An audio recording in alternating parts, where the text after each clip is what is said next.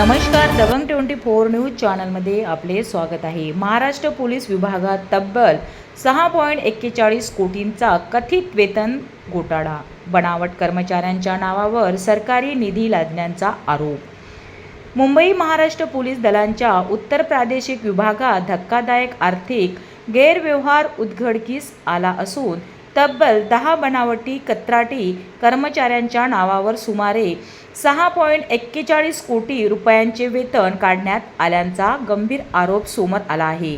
या प्रकरणामुळे पोलीस विभागाच्या आर्थिक व्यवस्थापनेवर मोठा प्रश्नचिन्ह निर्माण झाला आहे।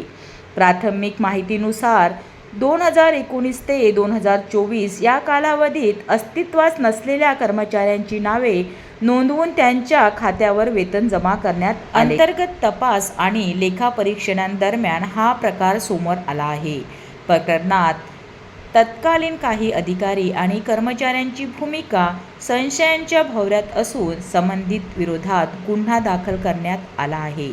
या घोटाळ्याच्या पार्श्वभूमीवर पोलीस विभागातील आर्थिक नियंत्रण, भरती प्रक्रिया आणि वेतन वितरण यंत्रणेवर गंभीर प्रश्न उपस्थित होत आहेत। विरोधी पक्षांनी या प्रकरणाची उच्चस्तरीय निष्पक्ष आणि वेळबंद चौकशी करण्याची मागणी केली असून दोषींवर कठोर कारवाईची मागणी केली आहे।